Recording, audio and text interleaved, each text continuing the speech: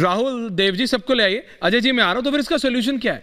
एक तरफ विजय त्रिवेदी जी कह रहे थे कि अडवाणी जी जैसे नेता हैं, जो नाम भी आ जाता था डायरी में तो रिजाइन कर देते थे, और अरविंद केजरीवाल आम आदमी पार्टी ने तो ये कहा था ना कि अगर छींटा छोड़िए इशारा भी हो गया तो भी पहले रिजाइन होगा, उसके बाद इन्वेस्टिगेशन होगी। वो सब अब नहीं है, क्योंकि वो ये कहते हैं, आप चाहे जितने पर्चे निकाल लीजिए, राजेश जी यही कहने वाले हैं विनीत जी कि भाई ये इसलिए हो रहा है क्योंकि बीजेपी करा रही है। तो फिर सोल्यूशन क्या है? जनता देख रही है बैठ के, मतलब it's a circus for the people, for the common people. ये तो एक जगल रही है, बॉल कभी यहां से वहां, कभी वहां से यहां, यहां से वहां, वहां से यहां। उनको समझ ही नहीं आ रहा हो क्या रहा है। ऐश्वर्या जी आपको राम राम, सभी को पैनलिस्टों को राम राम और सभी दर्शकों को भी राम राम। दिल्ली में 4 चीजें हुई और चारों का जवाब मुझे लगता है आम आदमी पार्टी के प्रवक्ता को देना पड़ेगा। मधुशाला का घोटाला, पाठशाला का घोटाला, यमुना का घोटाला और डीटीसी का घोटाला। यानी एक जगह तो उनके खुद के जो खासम खास रहे हैं, उन्होंने स्टेटमेंट दिया है पार्टी के खिलाफ। अगर मनीष सिसोदिया जी का नाम नहीं होता, उसमें अगर कुछ तथ्य नहीं होता, तो कोर्ट उनको बार बार बेल क्यों डिनाई करता?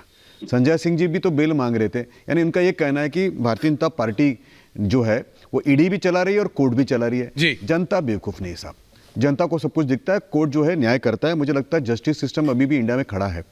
आप केवल इस बात को बताएं कि कितना पैसा आपको मिला था। एक वार्ड में 3 दारू की दुकान, मंदिरों के बाजू में दारू की दुकान, स्कूल के बाजू में दारू की दुकान, जो ये थे ड्राई डे थे उनको कम करना, घंटे बढ़ा देना, उम्र कम करना, कहां तक की बात है? सर मैं बीच में नहीं बोला था, मैंने सुना आपकी बात। भाटिया जी आ रहा हूं, कितना रिलैक्स। पैसा है?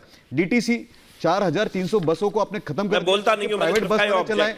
आपको एक और बात मैं बताता हूं साहब, आपने कहा था यमुना में डुबकी लगाएंगे, यमुना के करीब से निकल नहीं सकते हैं।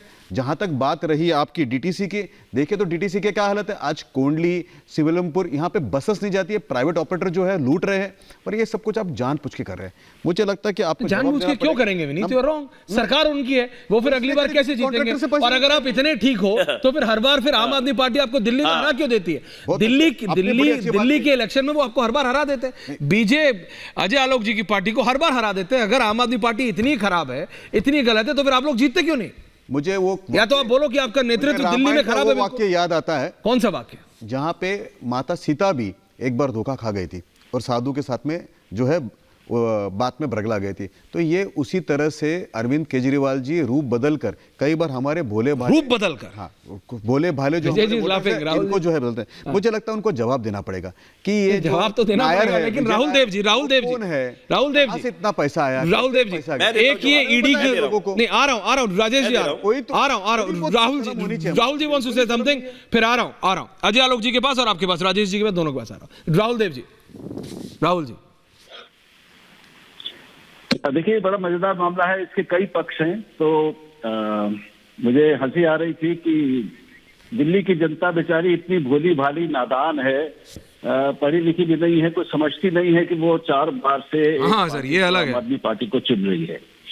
तो ठीक है, अब मैं तो जनता के विवेक पर कोई टिप्पणी नहीं करूंगा, उस पर भी जो लोग संदेह करना चाहें कर सकते हैं। इस तर्क से तो जो देश की जनता भी जिनको चुन रही है, 2 बार चुन चुकी है और शायद तीसरी बार भी चुन ले, उनके लिए भी ये बात कही जा सकती है कि देश की जनता इतनी भोली भाली है कि उनकी वो बहकावे में और उनकी माया में आ जाती है। तो मैं समझता हूं कि जहां भी जिसको जनादेश मिले उसको इज्जत से स्वीकार करना चाहिए, उसका मखौल नहीं उड़ाना चाहिए। तो मैं किसी का भी नहीं उड़ाऊंगा, न देश की जनता का, न बीजेपी शासित जनता का, ना दूसरी पार्टियों की या आम आदमी पार्टी को चुनने वाली जनता का। दूसरी बात कि देश की जनता भी समझती है कि ईडी और सीबीआई और इनके छापों का मतलब क्या होता है, इनका इस्तेमाल कैसे होता है। ये कोई पहली बार नहीं हो रहा है जो हो रहा है, दुरुपयोग हो रहा है। पहले की सरकारों ने भी किया है, कांग्रेस सरकारों ने भी किया है, और बीजेपी सरकार अचानक एक बिल्कुल सत्ययुगी सरकार आ गई है जो केवल राम की तरह व्यवहार करती है। ये शायद बीजेपी वाले मान लें, लेकिन देश की जनता वो भी समझती है। ओके ओके अजय आलोक जी, अंतिम बात कहूंगा, एक मिनट प्लीज बोलिए। अंतिम बात, अभी विजय जी ने बहुत अच्छी बात कही, हमारे सामने हमको याद दिलाया। अडवाणी जी इस देश के दुर्लभ राजनीतिज्ञों में से इसलिए हैं क्योंकि उन्होंने हवाला घोटाले में नाम आने पर बिना किसी के पूछे या कहे उन्होंने अपनी अंतःकरण की, अंतरात्मा की आवाज पर अपने को अलग कर लिया था राजनीति से। मैं यहां पर गांधी की भी याद दिलाऊंगा मैं समझता हूं कि अरविंद केजरीवाल अगर थोड़े अपनी दीर्घावधि की लॉन्ग टर्म राजनीति को ध्यान में रखें और जनता के सामने एक नैतिक उदाहरण पेश करना चाहें तो उन्हें समन का आदर करना चाहिए, उनको जाना चाहिए, जवाब देने चाहिए और गिरफ्तार अगर होते हो तो हो जाना चाहिए। एक बार सरकार उनकी चली जाए कोई बात नहीं, लेकिन मैं समझता हूं कि इस देश की जनता ओके राजेश जी राजेश जी पुरस्कृत करेगी। आपने राजनीति को चेंज करने की बात की थी, ये कैसे चेंज हो रहा है? आप भी तो वही कर रहे हैं जो बाकी राजनेता कर रहे थे। राजेश जी, भाटिया जी आ रहा हूं उसके बाद। देखिए, मैं एक बात आपको कहना चाहूंगा, प्लीज बताइए। राहुल देव जी और विजय जी को मैं बचपन से सुनता हुआ आ रहा हूं जी, और मुझे लगता है कि उन्होंने अपनी एक राय रखी है और पार्टी ने भी सुनी होगी और मैं भी इस बात को आगे जरूर बढ़ा दूंगा, उसमें कोई दिक्कत नहीं। और जितनी शालीनता से रखी है, मुझे लगता है ये चीजें सीखनी चाहिए। बड़ा अजीब लगता है मुझे भी गोयनका जी जब बोल रहे थे, बिल्कुल भी नहीं लगता तटस्थ है, थोड़ी कोशिश तो कीजिए।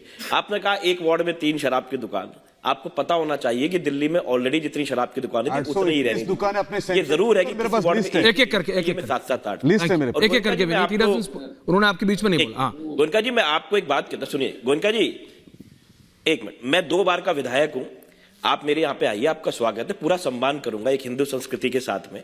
आपको घुमाऊंगा, दिखाऊंगा, आपको सारी चीजें दिखाऊंगा कि स्कूल घोटाला, ये डीटीसी की कितनी बसें मेरे यहाँ चलती हैं, स्कूल कैसे बने हुए हैं। आप मेरे बड़े भाई हैं और बिल्कुल आइए, मैं आपको दिखाना चाहूंगा और आप देखिएगा जरूर। जो आप बातें आपने कही कितनी सच्चा, कितने मोहल्ला क्लिनिक है, कैसे चलते हैं, एक हॉस्पिटल भी है, और मैं आपको गारंटी देता हूं आपको अच्छा लगेगा। ठीक है, राजनीति अलग चीजें होती है। और मुझे बड़ा जी, इतने आरोप तो भाई डॉक्टर आलोक भाई ने नहीं लगाए हमारी पार्टी के ऊपर जो आप लगा रहे हैं। आलोक भाई ने कहा कि कोर्ट हमें बेल क्यों नहीं देती। अजय आलोक राजेश जी, आपको पता होना चाहिए कि 2019 के अंदर पीएमएलए एक्ट के अंदर जो बदलाव करे गए, उसके बाद में बेल लगभग नामुमकिन है। पहले होता था, पहले जो केस था कि आप आरोप लगा रहे हैं तो आप सिद्ध कीजिए।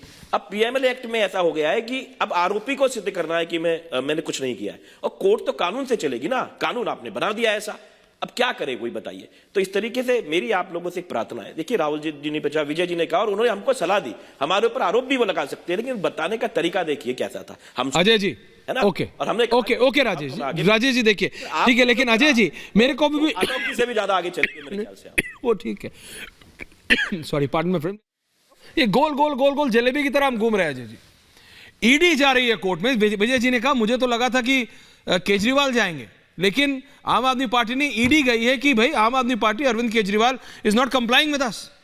ये हो क्या रहा है मेरे को समझ नहीं आ रहा, इसका सॉल्यूशन कहां निकलेगा? जनरल इलेक्शंस आएंगे, जनरल इलेक्शन चले जाएंगे, लेकिन आप करप्शन को कैसे रोकेंगे? अगर आप एजेंसीज पे ही सवाल खड़ा करेंगे तो होगा क्या? देखिए, मैं 3 बातें कहूंगा ऐश्वर्या। राजेश जी ने कहा 2 हेमंत थे, हाँ, एक हेमंत साथ में मिल गया तो उसको मुख्यमंत्री बना दिया, दूसरे हेमंत को उठवा लिया। तो मैं कहता हूं कि चलिए